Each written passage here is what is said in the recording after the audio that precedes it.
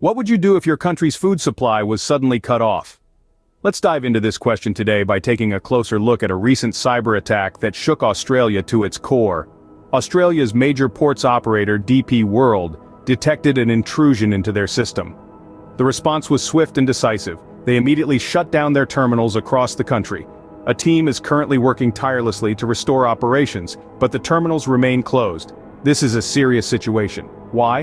Because these terminals are vital cogs in the machine that keeps Australia fed and supplied.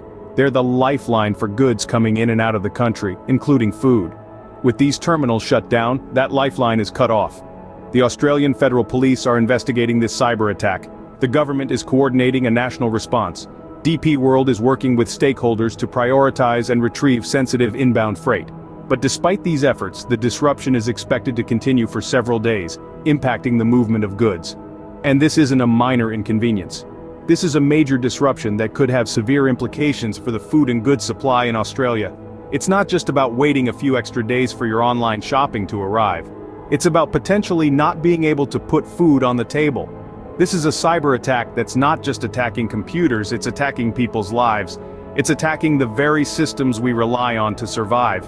And it's happening right now in Australia, a developed country that many would assume is well protected against such threats.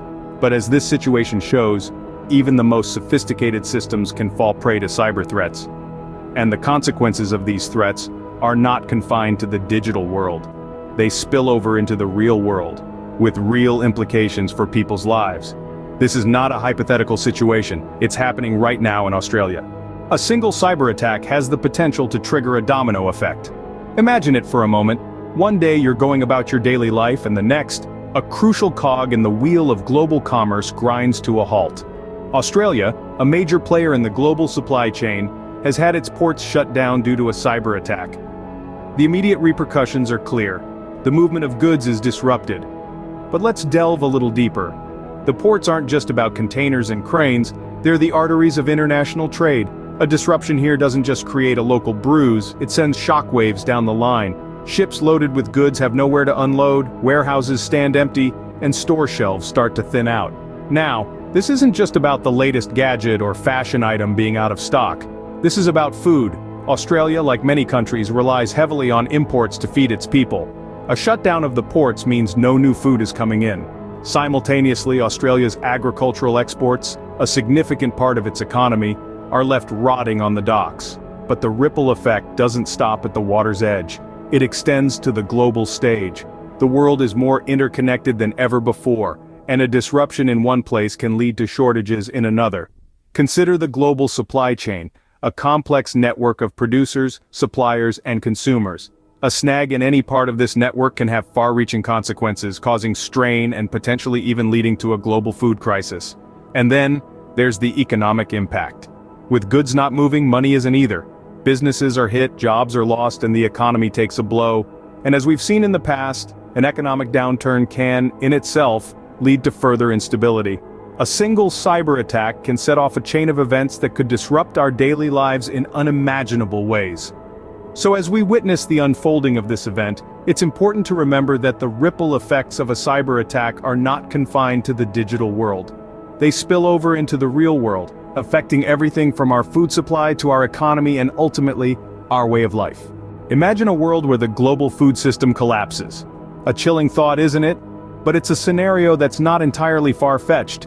Our food system as we know it is a complex web of interconnected supply chains that span the globe. From the fields where our food is grown to the markets where it's sold, every step is dependent on a smooth functioning system. Yet this system is incredibly vulnerable. It relies heavily on imports and exports, with countries dependent on one another to meet their food demands. A single disruption in this system, such as a cyber attack on a major port, can have a widespread impact. The recent shutdown of ports in Australia due to a cybersecurity breach is a prime example. This incident not only disrupted the flow of goods within Australia, but it also affected countries that rely on Australian exports. But the vulnerabilities of our global food system go beyond cyber threats. Geopolitical tensions and conflicts around the world can further strain the system. Take, for instance, the ongoing tensions in the Asia-Pacific region. With countries like Taiwan and Australia beefing up their military capabilities in response to perceived threats, we see a potential for increased instability that could directly or indirectly impact global trade.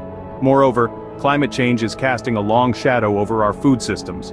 Extreme weather events and changing weather patterns can devastate crops, disrupt fishing, and make food production more uncertain. Brazil, a major exporter of soy, coffee, and sugar, is already grappling with the impacts of climate change on its ports. All these factors combined paint a worrying picture of the fragility of our global food system. In a world so interconnected, a disruption in one part can ripple across the globe, affecting food availability and prices everywhere. As the recent events in Australia have shown, the threat is real, and the time to take notice is now. In a world so interconnected, a disruption in one part can ripple across the globe. Preparation is not about fear, but about readiness. This is the mantra that guides the mindset of a prepper. When a cyber attack cripples a country's ports, disrupting the movement of goods and potentially triggering a food shortage, it's not about panic. Instead, it's a call to readiness. Preppers view moments like these as a validation of their lifestyle. They understand that our modern systems, while efficient, are fragile. They know that the global food system, transport networks, or even our digital infrastructure can be disrupted with just a few lines of malicious code. They've seen it happen, and they know it can happen again. So, what does being a prepper entail in such scenarios? First and foremost, it's about self-sufficiency. Preppers don't rely solely on the supermarket for their next meal. They stockpile food and water, not out of fear, but out of a desire to be self-reliant. They understand the importance of having a stash of non-perishable food items and clean water that can sustain them and their loved ones for weeks or even months, in case supply chains break down. But prepping is not just about hoarding cans of beans and bottles of water. It's about learning survival skills. It's about knowing how to purify water, how to start a fire, how to grow your own food. It's about understanding basic first aid, knowing how to navigate without GPS, and being able to fix things around the house. These skills, often taken for granted in our modern convenience-driven world, become invaluable during a crisis. Lastly, prepping is about planning for various scenarios. Preppers don't just prepare for one type of disaster, they consider all possible situations, from natural disasters to pandemics to cyber attacks. They have plans in place for each scenario, knowing what to do, where to go, and how to communicate with others. They understand that adapting to a changing situation is crucial for survival. In closing, remember this: preparation could mean the difference between survival and desperation. And in a world where the unexpected has become the norm, that difference could be everything. The time to prepare is now, not when disaster strikes. So let's roll up our sleeves and get down to it. It's not about hoarding, it's about being prepared for potential disruptions to our food supply. It's about understanding that our world, our global food system, is more fragile than we'd like to think. It's about acknowledging that cyber threats are real and can have far-reaching implications. So where do we start? The first step is education. Learn about what it takes to be self-sufficient. This might mean growing your own food, canning, or even learning to hunt or fish. There are countless resources online, in books, and through community courses that can teach you these valuable skills. Next, we need to think about storage. How can you keep food safe and edible for the long term? Investing in proper storage containers, learning about preservation methods, and understanding the shelf life of different foods are all crucial steps. But preparation is not just about the individual, it's about our communities too. It's about learning to cooperate and support each other in times of crisis. When our global systems falter, it's our local communities that will be our lifeline. So, reach out to your neighbors, your friends, your family.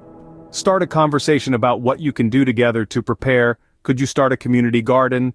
Or a neighborhood watch? Could you pool resources for emergency supplies? These are the kinds of questions we need to be asking ourselves and each other. And finally, we need to be proactive. Don't wait for the next headline to jolt you into action. Start planning, start preparing, and start building resilience into your life today. It's easy to feel overwhelmed by all of this. But remember, the goal of preparation is not to live in fear. It's about empowering ourselves to face whatever comes our way. It's about building a safety net, so that when the unexpected happens, we're ready to handle it. And remember, preparation is a journey, not a destination. It's about taking small steps every day towards a more resilient future. Remember, the goal of preparation is not to live in fear, but to be ready for whatever comes our way. Start preparing today,